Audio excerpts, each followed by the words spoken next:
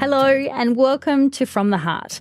I'm a heart parent and your host, Sami Glastonbury. Today I'm chatting with Carlton football player and HeartKids Ambassador, Mitch McGovern. Mitch has been a long-time supporter and advocate for HeartKids, as his life was impacted by CoHD at a young age after his best friend Logan passed away from complications with the disease. Finding answers or how I can help making it normal for Logan, because there was times I remember growing up when we were getting so carried away playing table tennis that obviously we're sweating and get high heart rates going crazy, and Jack and Mary just sort of said Logan just needs to have 5-10 minutes to himself just to cool down, reset a little bit, just because we were getting so carried away. And at that young age I'm like, why is Logan okay? Like, what's going on here? Before we begin, we would like to acknowledge the traditional owners of the lands on which we record.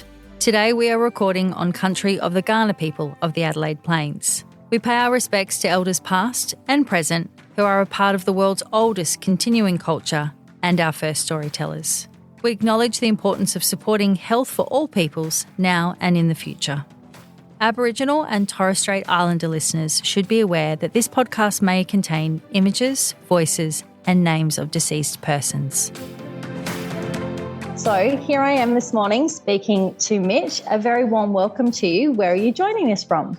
Thank you for having me, Sami. I'm actually at the football club this morning, ducked in before everyone else gets in, so I was a little bit quieter, thankfully. Thank you so much for having me. Beautiful, wonderful. It's so lovely to be able to have this open conversation with you. For people listening, Mitch and I have known each other for quite some time. Initially, back in the day when HeartKids was a much smaller organisation, I actually had the pleasure of meeting Mitch as a new recruit to the Crows. We go a fair way back, don't we, Mitch? And obviously you know a lot about my journey with HeartKids, but today it'd be really nice to actually for people to understand your deep connection with CoHD and the story of your best mate, or one of your best mates, Logan. Can you talk us through Logan as your mate and when you found out about his heart condition and all those things? Yes. Growing up in Albany, Logan and his family were neighbours, so we would see each other probably 8 to 10 times a day, I would say. Over the fence? Yeah, over the fence, as you were as kids, mucking around, whether you're catching the bus to or from school, you'll see each other, and then walking home together, and you have obviously build that relationship and bond with each other growing up. And yeah, as young kids, and we'll play plenty of sports growing up, whether it be table tennis, basketball, cricket, golf, you name it, anything under the sun, we'll try to participate in anything as necessary. I guess the journey for us, and sort of when I sort of found out that Logan had the CoHD and heart disease, I was actually probably been about 14 or 15 when sort of his older brother Jack and Mary sort of explained to me what was going on, because there'll be periods of time when Logan would duck up to Perth, which is a 4.5-hour drive, for a checkup or a surgery or something like that, which I had no idea about. And so I reckon about that 13 or 14 age when I found out. And I wouldn't say that it changed the way that Logan lived his life. Well, it didn't impact the way he lived his life. He was still full of beans and loved to, like I said, play sport and do every activity he could under the sun. Obviously with measure, of course, with CoHD, extremities that you can't do with the extremely high heart rate and the high risk of things like that. So growing up I loved it, and I loved spending every minute with that family and growing up next to them.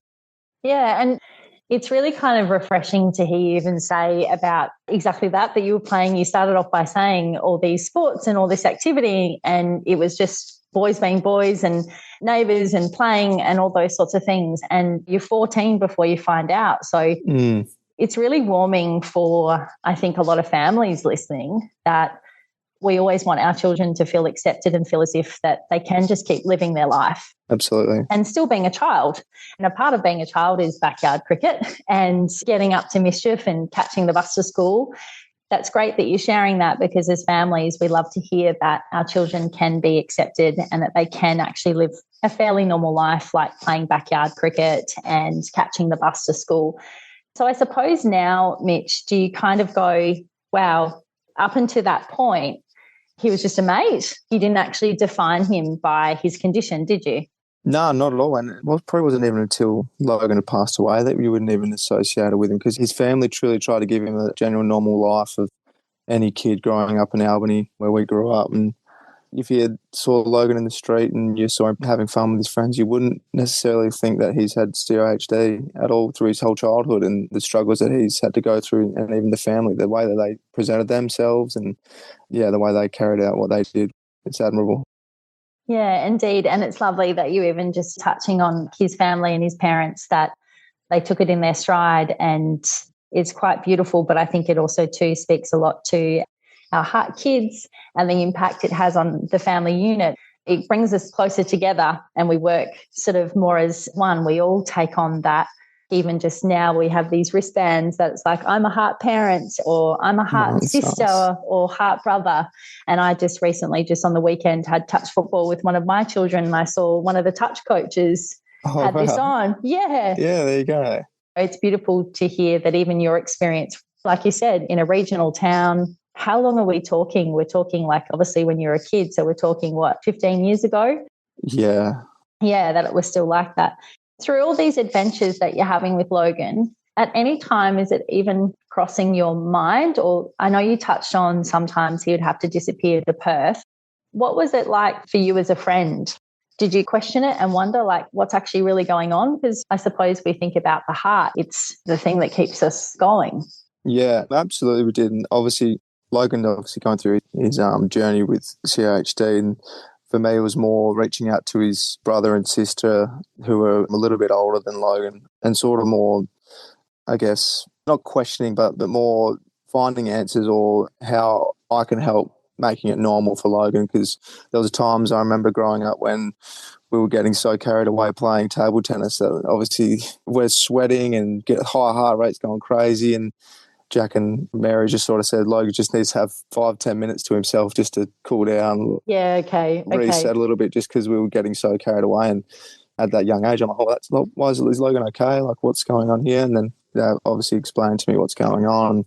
As a 14, 15-year-old, you're a bit unsure about it at first. Mm. And then you see like how it actually can impact his life, and obviously what he's been going through, and you understand it much more clearly. And then every time you're doing something together, then it's more just that reflection of do we need to have 5-10 minutes just to chill out and go in? Okay. So it was pretty normal. It just became normality for us because, like I said, we'll see each other 8 to 10 times a day, and it's just us normal life and being kids and mucking around. So beautiful, Mitch. And for people who are listening, Mitch, as he's recalling these stories, he's got a beautiful smile on his face, because it sounds so much like that. It was just, you guys were just, you're being kids. You were just enjoying every moment. Mitch, did you ever actually talk to Logan about his condition, or is it more so just that level of awareness that you had to just check in on the level of intensity of whatever you were doing? Or did you actually talk to him, or did he ever talk to you about how he felt? We actually didn't ever talk about it, and it's probably a regret of mine, I would say now. I could only just imagine how hard it would be for a 12, 13-year-old to openly talk about his heart condition and what he's been going through, and sort of the amount of surgeries that he's had, and the emotional side of what it would have been like for him growing up. And like I said, you're having to travel to Perth 3 to 4 times consecutively for checkups and things like that. So, yeah, unfortunately, I didn't ever get to chat to Logan about it. Like I said, his brother and sister were the two that I sort of leaned on with checking in and seeing how Logan was going with sort of the emotional side of it, and sort of how he was tracking. Sure. But also too, Mitch, everything in hindsight, that's you as probably as an adult, you're thinking that, and also too probably now as a father as well. Yeah, absolutely. But also too, I think the fact that you had so much joy together, that was probably enough to fill that emotional cup anyway. So we can't speak from, but I'm sure his family must just have so many fond memories of the fact that he was just treated as one of the boys and I can't even imagine trying to keep up with you and Jeremy. Yeah. The thought of that, I can now understand when you say the intensity of table tennis. I don't naturally think intensity and table tennis in the same breath, but I now think of obviously the two of you being both competitive athletes. I'm sure not only Logan needed a break, I'm sure there'd be other kids in the neighbourhood too. No, trust me, we all needed a break the way we're going. Yeah. So Mitch, leading on from that, how old were you when Logan passed? Yeah, it was my first year at Adelaide, so I was 21 turning 22. Yeah. Okay. That's a lot as a 21-year-old to process someone so close and close in age. How did you process that?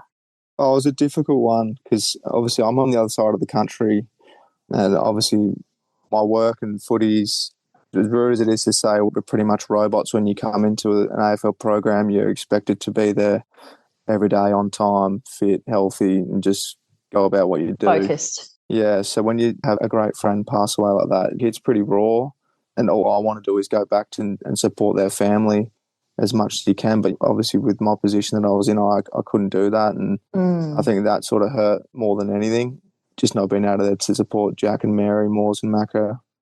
Again, hindsight, I wish I could go back and just tell the footy club that, no, this is what's happening, I'm doing this.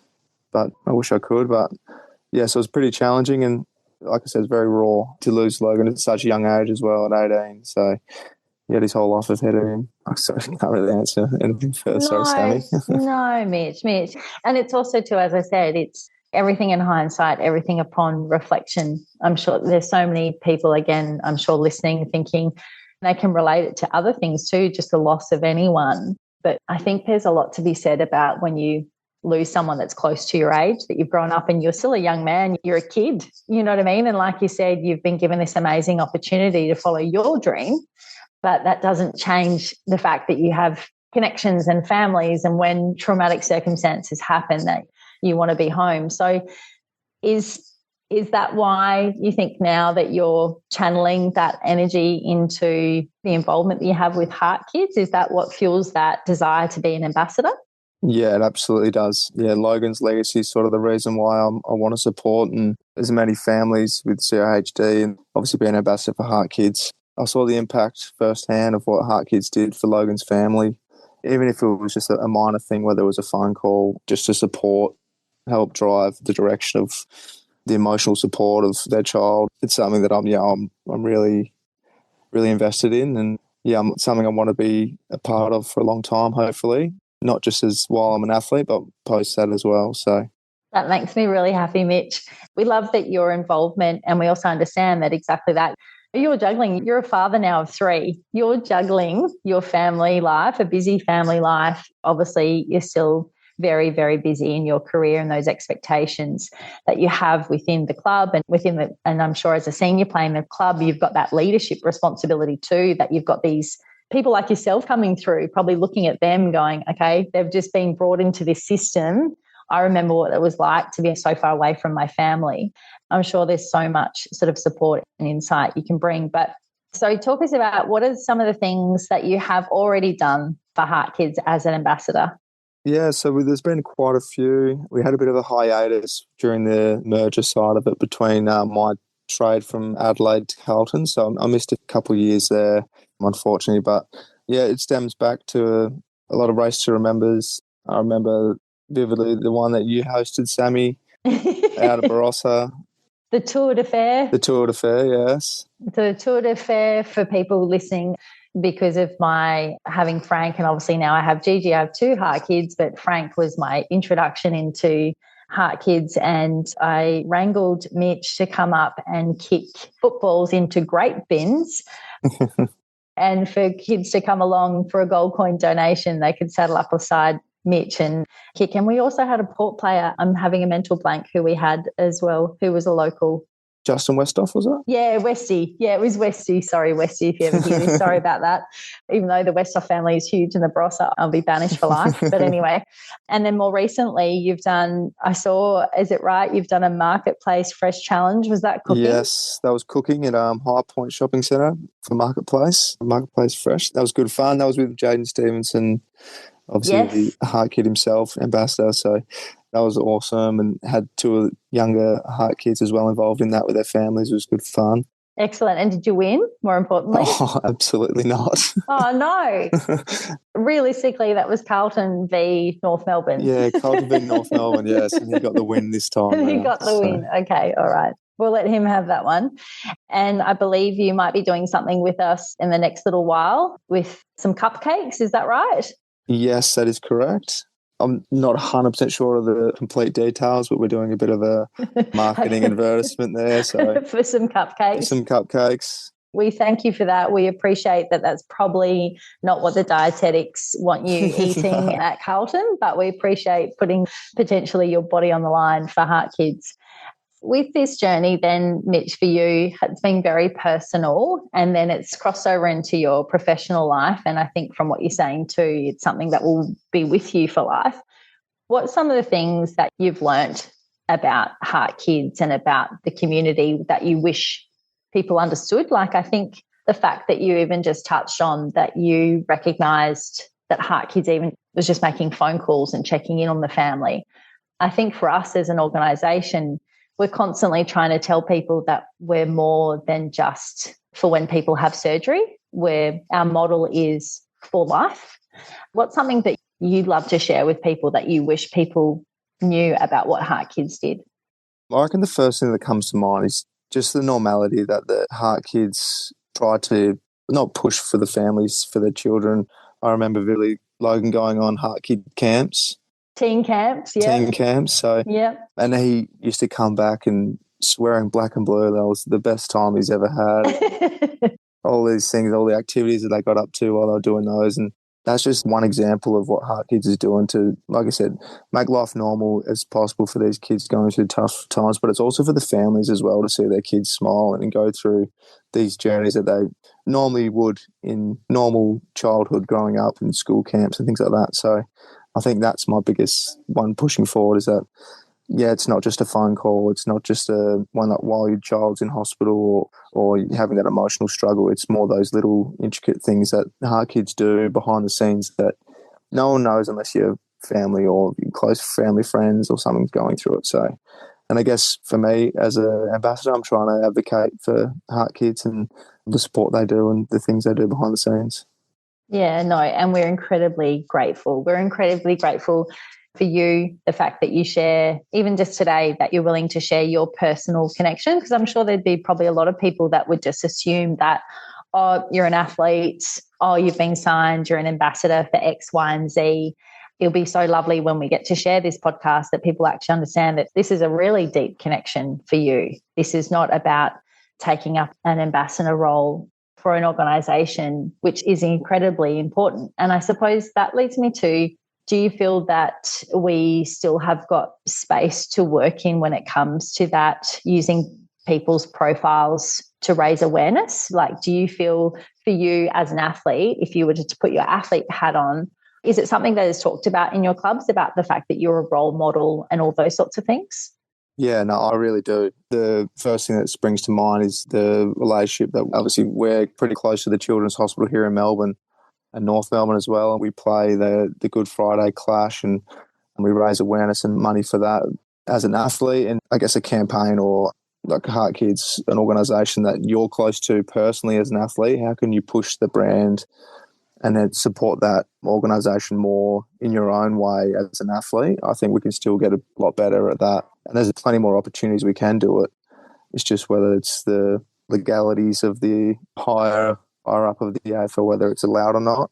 But at the same time, I also reflect on the times that I've been into hospitals as a club representative, and you're there to mingle and support the families that are going through tough things and obviously health issues with their children.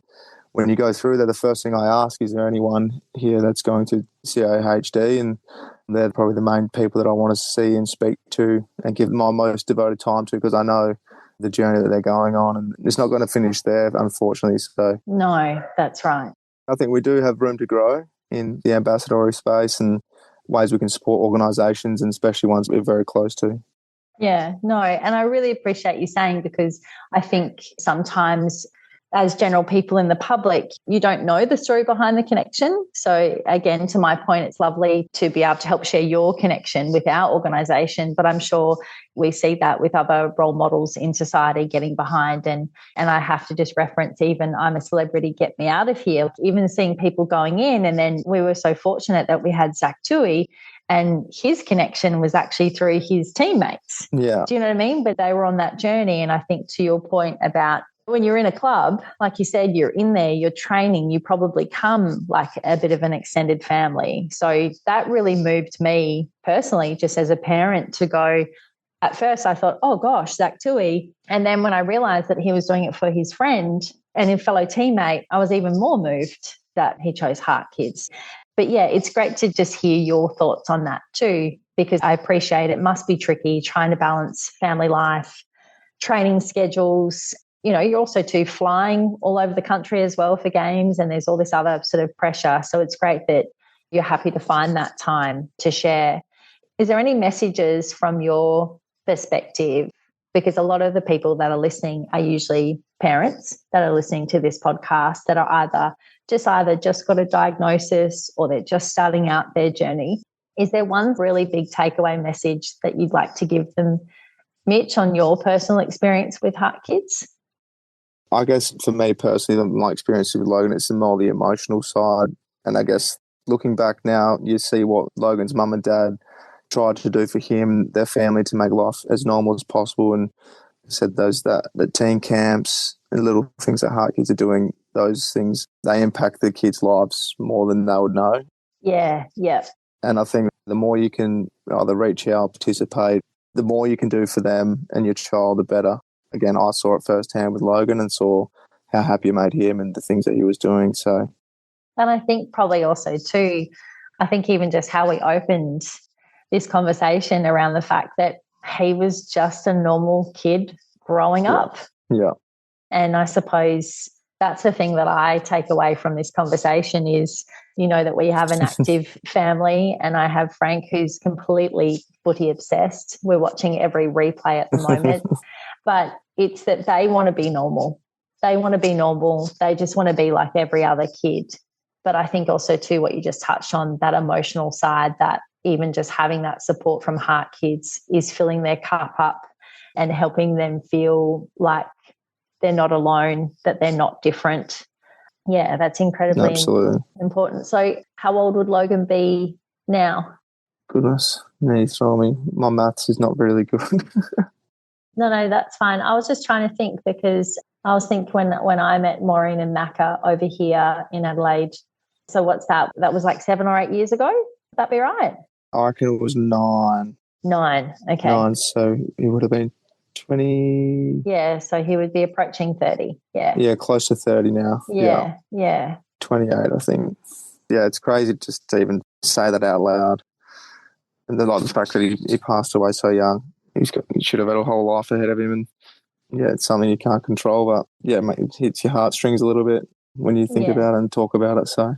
No, definitely. And I appreciate that this is a very raw and vulnerable conversation, but I just feel that it's really important. It's really important that we do share and we do talk and we find ways that we can keep raising awareness and advocating for as much research and development, ensuring that our kids have a long and healthy future. Mitch, I just want to thank you so much for your time today. It's so lovely to just have this conversation with you and just share your strong connection to HeartKids. But also too, I'm just incredibly grateful. I know how incredibly busy you are and the fact that you've come in and put yourself in a quiet room so we can have a chat today. Thank you, Mitch. And I look forward to our next interaction, whether it be with cupcakes or another cooking challenge, which, by the way, you didn't win. So I need to redeem myself. Yeah, I was about to say. So we need to flip that one around. Yeah. No, thank you so much for having me, Sami. And yeah, I'm really looking forward to seeing what we can do going forward as an ambassador role. And like you said, helping educate, raise money, research, and supporting families going through CoHD. So thank you so much for having me. Thanks, Mitch. Sometimes this podcast talks about some heavy things. If this brings up anything for you or someone you love, it is important to reach out for support. The HeartKids Helpline provides support and guidance for anyone impacted by CHD. You can call the helpline on 1800 432 785. To access more information about CHD, as well as support from HeartKids, visit the website at heartkids.org.au. The information on this podcast is not a substitute for medical advice from your doctor or healthcare team. Always talk to your doctor about matters that affect you or your family's health.